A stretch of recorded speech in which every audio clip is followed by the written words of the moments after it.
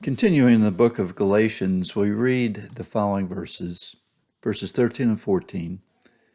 For you have heard of my former life in Judaism, how I persecuted the church of God violently and tried to destroy it.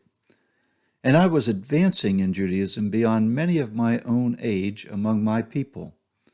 So extremely zealous was I for the traditions of my fathers. It's very unusual for people to turn from their core beliefs when they're very, very strong. I'm talking about their predispositions and the traditions to which they've been strongly aligned for many years. The problem is that when someone has devoted their lives to something, it's very difficult for them to turn their back on it. There are a variety of reasons for this. One which is prevalent is pride and prestige. People do not want to admit that they pursued something passionately for a long time that was wrong. Another is that having made a name for themselves in something, they will not want to lose the prestige in the eyes of others that they had earned through life. Another issue is that the core beliefs are something that have become so ingrained that it takes a major influence to get someone to examine anything else. But one such person who had an experience is a philosopher named Antony Flew. He was an intellectual who taught at prestigious universities, including Oxford, and he was a leading proponent of atheism. He had written various works on the subject of atheism and even was a signer of the Humanist Manifesto.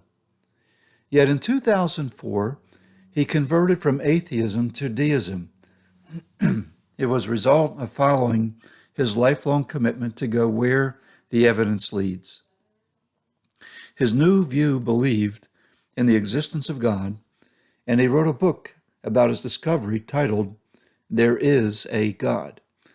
These types of conversions in thought are rare, but they do exist. And if you really think about it, Paul experienced such a dramatic conversion as well. He was steeped in Pharisaic doctrine. He was a Pharisee of Pharisees, one who was on his way up to the top in the institution of Judaism of his day. He was so zealous for that tradition that he persecuted the church in order to stop what he then thought was a heretical teaching. Yet something miraculous happened to Paul.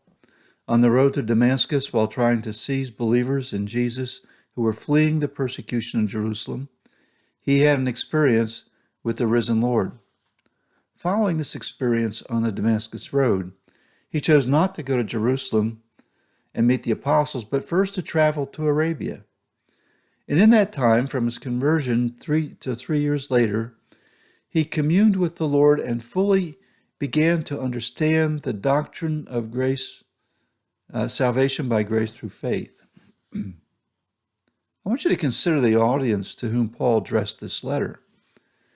They were being inundated by the Judaizers who were teaching that one must be saved by works of the flesh.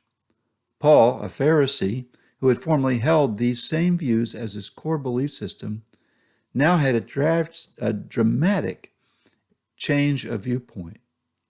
Who would be better qualified to write such a letter to the churches in Galatia than Paul?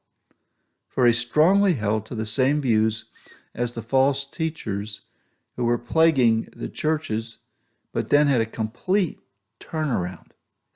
His transformation would stand as a strong affirmation of the truth that he had been teaching them, that salvation was by grace through faith in Jesus Christ alone. Now it is the same for us today who have believed.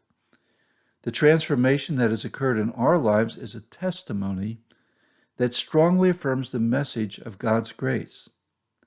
Now, we may not have been holding to the false teaching of works salvation exactly the same as the held by the Judaizers. However, every one of us who has believed formerly held to some core belief system that was ingrained in our lives.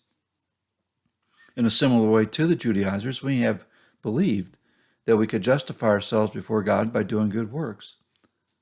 But we also may have been atheists or agnostics, or we may have been hedonists with a core philosophy of life meant seeking pleasure. We may have been involved in some cult or in some occult practices. Yet in every case, we who have believed have experienced a transformation from our former ways to the new life in Christ. Moreover, people around us have noticed this change, especially those close to us. This change is our platform that elevates the truth and the power of the gospel of Jesus.